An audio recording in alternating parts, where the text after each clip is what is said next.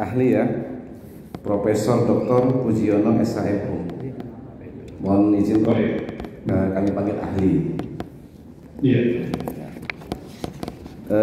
Prof sudah di BAP sebagai ahli, maka kami mengikuti alur dari BAP yang ada, Prof ya.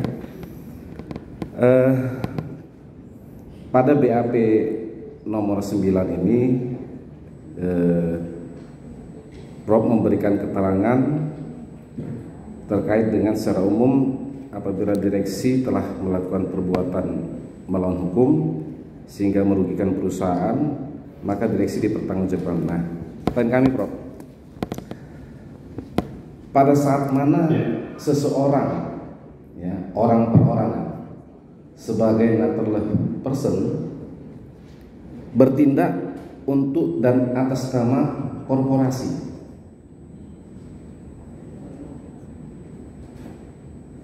Bagaimana pendapat ahli? Ya, baik. Tentunya harus dilihat dalam konteks fakta-fakta yuridisnya ya, sejak kapan gitu ya. Tapi kalau kita berbicara secara umum bahwa apa yang dilakukan ya itu di dalam konteks tentu ada hubungan kerja. Apakah dia punya hubungan kerja dengan korporasi atau tidak? Ya.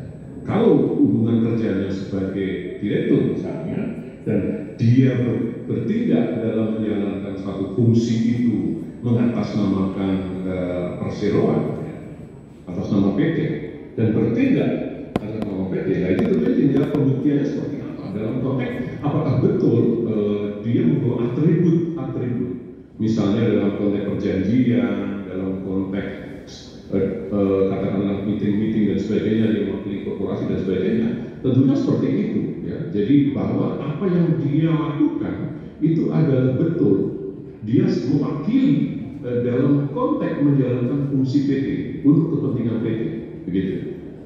Dalam hal itu kemudian kita bisa melihat bahwa orang tersebut adalah representasi daripada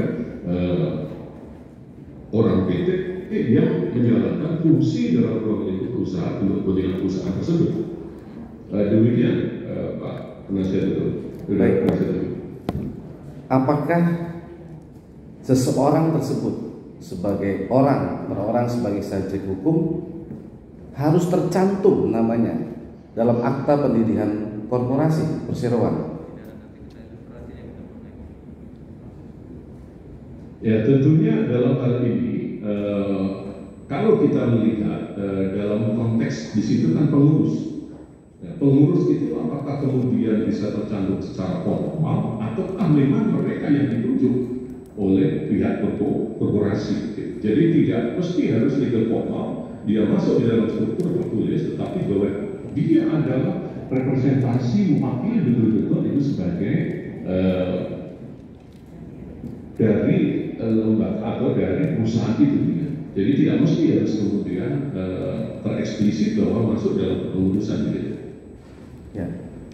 Ya, apakah kemudian orang per orang tadi yang tidak tercantum dalam akta pendirian perseroan dapat bertindak untuk dan atas nama perseroan?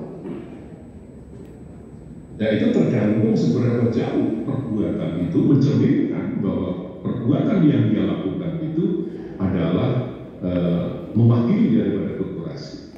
Ya tentunya ini menyangkut masalah pembuktian seberapa jauh bahwa orang-orang ini memang betul-betul bertindak ya baik secara formal maupun informal dari surat-surat maupun dalam diskusi-diskusi pembicaraan, negosiasi dan sebagainya itu memang mewakili daripada korporasi begitu. Baik. Nah kemudian bagaimana pendapat ahli membedakan dan memisahkan perbuatan seseorang sebagai subjek hukum orang perorangan dengan seseorang sebagai bagian dari korporasi karena jabatannya? Itu tadi udah ditanyakan ya Bu. Udah. Mau ulang lagi ya? Mau minta perjelas atau dikembangkan lagi? Ya sudah, nggak apa-apa yang ya. Nanti sudah ada tuh di transkripnya. Nah, kemudian ahli, korporasi sebagai satu entitas badan hukum ya kan? Kemudian korporasi, di dalamnya ada pengurus korporasi, ada direksi, komisaris dan sebagainya. Dan kemudian yang ketiga, tadi sudah disampaikan penuntut umum, ada penerima manfaat dari korporasi itu sendiri. Bagaimana ahli membedakan dan memisahkan pertanggungjawaban hukum masing-masing pihak ini dalam suatu perbuatan korporasi? Ya, baik. Jadi prinsipnya begini, ketika kita berbicara menyangkut pada tindak pidana atau perbuatan yang dilakukan oleh orang, apakah kedudukannya kemudian itu sebagai direktur ataukah kemudian dia sebagai komisaris, ya, ataukah dia sebagai fiduciary owner, tentunya yang dilihat adalah seberapa jauh kemudian perbuatan itu memenuhi unsur-unsur dalam konteks terjadinya tindak pidana korupsi yang dalam konteks ini, ya, dalam kapasitas dan fungsinya dia dan peran dia di dalam mewujudkan daripada tindak pidana tersebut. Ya tentunya ini tidak bisa kemudian dipandang dalam konteks fungsinya dia direktur begini, fungsinya komisaris itu menjadi mengawasi begini, tetapi yang dinilai adalah kegiatan material daripada orang yang ada dalam kedudukan itu di dalam mewujudkan delik yang bersangkutan, delik tersebut, begitu. Demikian. Baik. Baik. Kemudian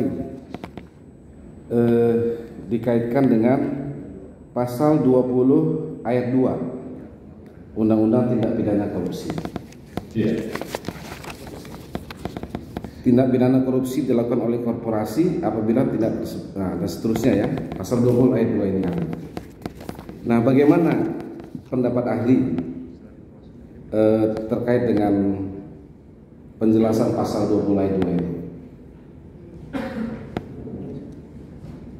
Dalam konteks ini, kalau kita melihat di dalam rumusan pasal 20 ya, di ayat 2 yang tadi dibacakan secara sekilas, akan saya ulangi. Tindak pidana korupsi dilakukan oleh korporasi apabila tindak pidana tersebut dilakukan oleh orang-orang baik yang berdasarkan hubungan kerja maupun berdasarkan hubungan lain, bertindak dalam lingkup maupun berdasarkan dalam lingkup korporasi tersebut baik sendiri maupun bersama-sama. Nah, dalam konteks seperti ini kita bisa melihat di dalam mewujudkan terjadinya tindak pidana di dalam korporasi itu bisa dilakukan secara sendiri-sendiri atau bersama-sama oleh orang-orang yang ada di dalam korporasi, ya, dalam hal ini baik itu berdasarkan hubungan kerja maupun hubungan lain. Jadi kalau dalam konteks sebagai direktur pasti di situ ada hubungan kerja, dalam konteks hubungan lain misalnya dalam konteks keagenan dan sebagainya, gitu.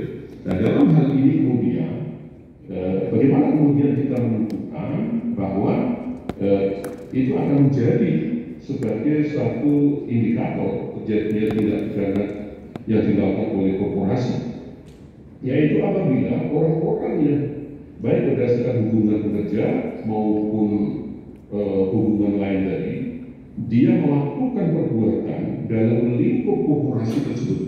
Nah, dalam lingkup korporasi itu adalah tentunya berdasarkan tugas fungsi yang ada di dalam korporasi. Ya, jadi kalau konteksnya di dalam tugas fungsi di dalam korporasi membawa aspirasi korporasi, ya tentunya dalam hal ini seperti di awal saya kemukakan, dia itu merepresentasikan daripada perbuatan korporasi. Itu yang kemudian bisa saya maknai dari ketentuan pasal 20 di dalam ayat 2 tersebut. Demikian penasihat itu.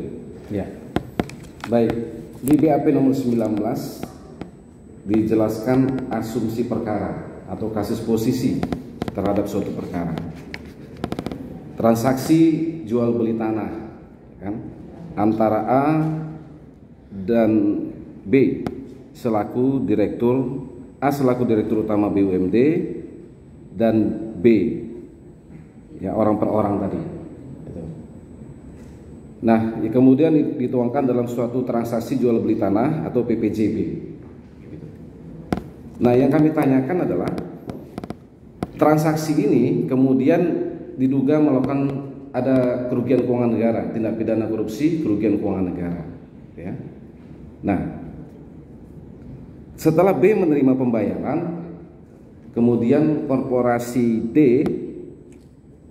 juga ikut menggunakan dana tersebut atau setidaknya sebagian dari dana tersebut. Nah, bagaimana menurut ahli terkait dengan ini? A, B dijadikan juga terdakwa korporasi. Bagaimana keterlibatan langsung korporasi dalam kasus posisi ini? Jadi begini, untuk keterlibatan korporasi tentunya harus dilihat perbuatan real, ya. Harus kita ingat bahwa dari awal kita harus pahami dulu bahwa kegiatan atau perbuatan korporasi itu ditentukan oleh perbuatan daripada orang-orang yang ada dalam korporasi, gitu. Nah, kalau perbuatan daripada orang-orang dalam korporasi itu kemudian merefleksikan alter ego, ya, karena dia bertindak untuk dan atas nama korporasi, begitu, ya, bertindak dan nama orang-orang ini, maka itu adalah dalam konteks teori identifikasi itu identik dengan perilaku korporasi itu sendiri. Jadi kalau kemudian ditanyakan daripada beberapa orang daripada korporasi, ya tentunya melihat daripada orang-orang yang ada dalam korporasi tersebut yang merefleksikan daripada alter ego daripada korporasi. Demikian penasihat itu. Baik. Jika yang menjadi patokan adalah transaksi antara A dan B tadi, ya kan? Kemudian seseorang tadi C, D ya, D membantu memang proses transaksi ini. D adalah direktur korporasi. D juga dijadikan terdakwa. Bagaimana menurut ahli? Ya, kalau persoalannya seperti itu, apakah itu membantu atau turut serta, tentunya dilihat dari perbuatan realnya, dari keterlibatan secara material, ya, keterlibatan material daripada orang-orang yang terlibat di dalam transaksi tersebut. Begitu. Apakah kemudian bisa dikualifikasi sebagai turut serta, ataukah kemudian dipandang sebagai pembantuan? Kalau kemudian dipandang sebagai turut serta, tentunya dalam hal ini harus memenuhi dua syarat, yaitu adanya kerjasama secara sadar dan ada pelaksanaan bersama secara fisik. Artinya memang antara pelaku itu menghendaki untuk terjadinya satu tindak pidana, itu dalam konteks turut serta. Maka dalam hal ini kan tentunya adalah penilaian di dalam konteks pembuktian. Demikian Pak Penasihat itu. Baik. Ahli di BAP 27 pernah memberikan keterangan ahli di tingkat penyidikan untuk tersangka PT Merial Esa. Ini pasal 5 ayat 1 dan pasal 5 ayat 1 huruf A dan huruf B. Ini pemberi ya, sebagai pemberi. Pemberi suap nih ya, ahli ya. Pasal 5 ayat 1 dan pasal 5 ayat 1 huruf B. Begitu ya, Pak.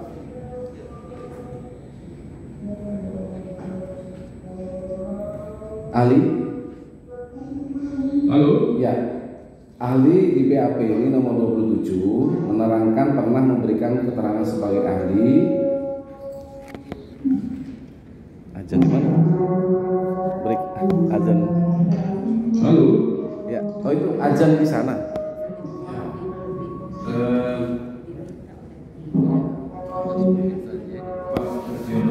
Dia nggak kerugian negara nggak pernah.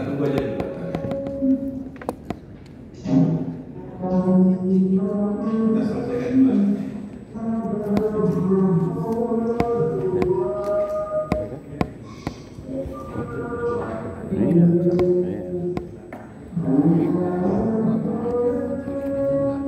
Ada orang, makanya bilang lihat perbuatan masing-masing.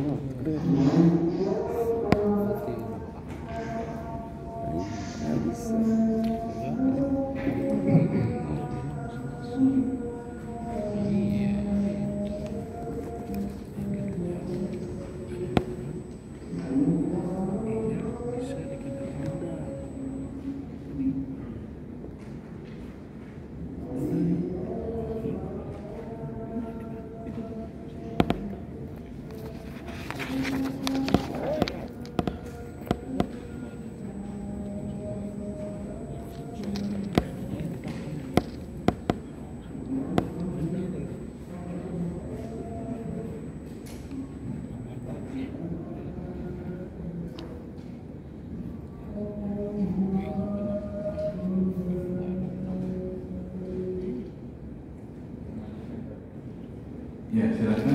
lanjut atau sudah selesai? Baik, kami lanjutkan ahli Prof.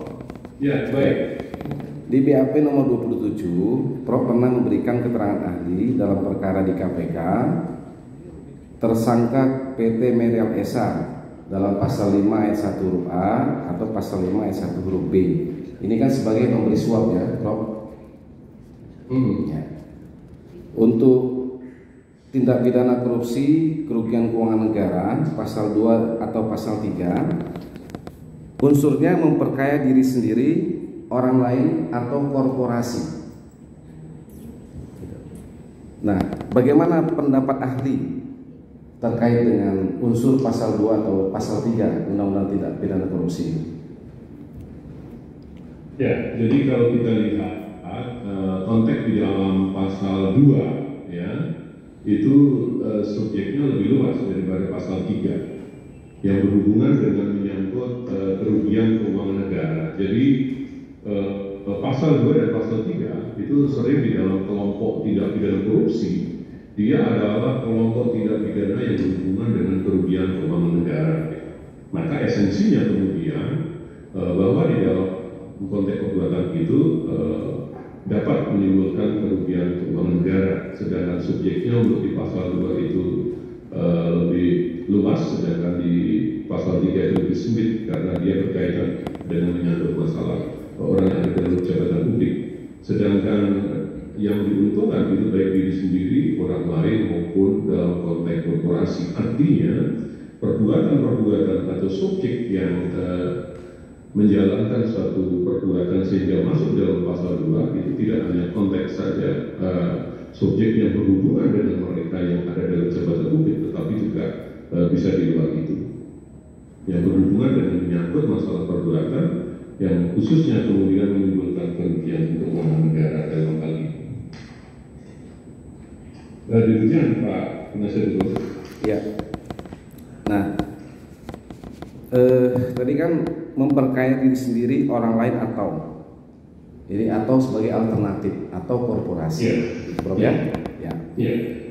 Nah, dalam prakteknya korporasi sebagai suatu entitas badan hukum tidak dapat melakukan suatu perbuatan sendiri, tapi digerakkan oleh orang-orang atau pengurusnya. Ya. Bagaimana pendapat ahli terkait hal ini?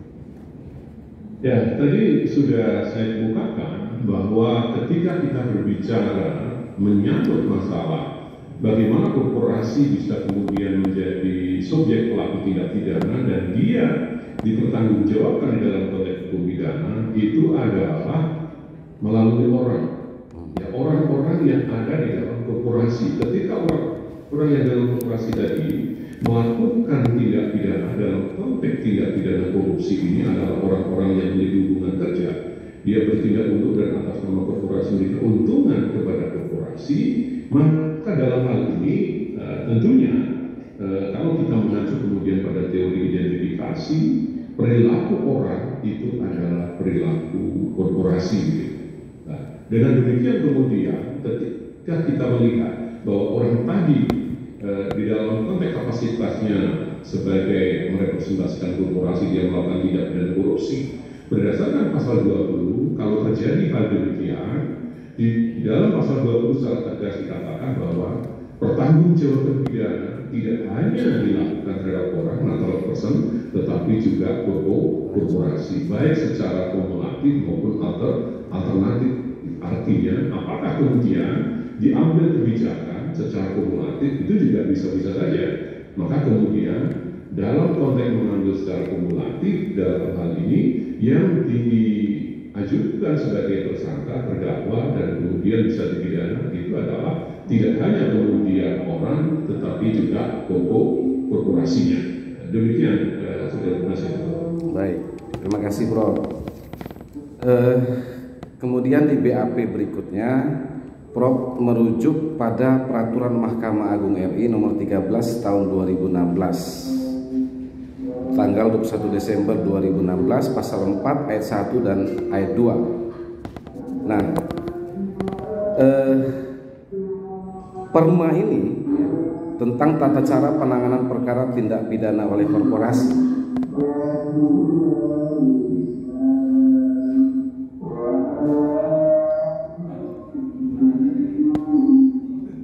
Mohon maaf, Ali suaranya masuk di suara ujian ya. Iya yang mulia, ini kebetulan depan rumah saya masjid. Oh. Kira-kira masih lama Ali ujiannya? Oh ini sudah hampir selesai karena sudah mengundang jamaah. Tidak. Ya, baik. Ya, kami lanjutkan, Bro. Nah, terkait dengan Perma 13/2016 ini, ya, tentang tata cara penanganan perkara tindak pidana oleh korporasi. Ini adalah sebuah norma baru yang baru muncul kemudian di tahun 2016 setelah Undang-Undang Tipikor tahun 2001. Nah, bagaimana pendapat ahli? Apakah norma ini, Perma ini, dapat dijadikan acuan sebagai hukum formil dalam menentukan adanya sifat perbuatan melawan hukum, atau hanya menjadi pedoman untuk mengadili bagi para hakim? Ya, saya ingin bicarakan dulu dalam konteks historisnya. Jadi tadi berkaitan dengan menyangkut subjek ya, dan juga pertanggungjawaban pidana korporasi itu adalah hanya ada di dalam ketentuan undang-undang di luar KUHP.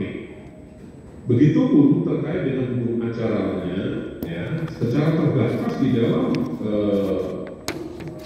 kaitannya dengan korporasi itu juga diatur dalam pasal 20, tapi sangat sulit sekali hanya mengatur terkait dengan menyangkut masalah mewakili diri korporasi BHP di dalam persidangan begitu. Nah, dalam konteks seperti ini tidak ada aturan yang secara detail kemudian membantu atau sebagai guidance memberikan suatu aturan dalam konteks beracara di dalam perkara-perkara yang berhubungan dengan tindak pidana yang dilakukan oleh korporasi. Kalau kemudian di sini muncul Perma nomor 13 tahun 2016 ini adalah sebuah suatu terobosan, kalau saya katakan demikian, yang memberikan suatu guidance kepada hakim di dalam bagaimana kemudian mengadili, dalam konteks mengadili. Tapi seharusnya kemudian karena ini konteksnya berhubungan dengan menyangkut masalah hukum acara, substansinya mestinya adalah berkaitan dengan menyangkut hukum acara, begitu, ya, menyangkut hukum acara. Bukan kemudian memunculkan norma-norma terkait dengan ketentuan hukum pidana material. Kalau kemudian judulnya ini adalah berkaitan dengan menyangkut masalah yang berhubungan dengan tata cara penanganan perkara tindak pidana oleh korporasi. Sepanjang itu berkaitan dengan menyangkut hukum acara, justru Perma nomor 13 ini harus menjadi pegangan dan pedoman bagi hakim di dalam mengadili korporasi, karena ini memberikan suatu aturan hukum, landasan hukum di dalam bagaimana memberikan aturan tata cara yang berhubungan dengan mengadili korporasi. Demikian sudah saja. Terima kasih dulu. Baik. Yang terakhir, Prof, dari kami kriteria penilaian kesalahan korporasi untuk dapat dimintai pertanggungjawaban hukumnya. Apakah perbuatan pengurus, katakanlah direksi tadi, dengan korporasi ini adalah suatu perbuatan, satu kesatuan yang sama, atau dapat terpisah, atau bagaimana pendapat ahli? Jadi seperti yang saya kemukakan tadi, kalau kita mengacu kepada pasal 20 yang terkait dalam hal ini adalah menggunakan teori, sebetulnya teori identifikasi, maka kemudian apa yang dilakukan oleh orang, kesalahan orang itu identik daripada kesalahan korporasi. Demikian yang saya saudara penasihat itu. Baik, terima kasih, Bro. Cukup yang mulia kan? Baik, dilanjutkan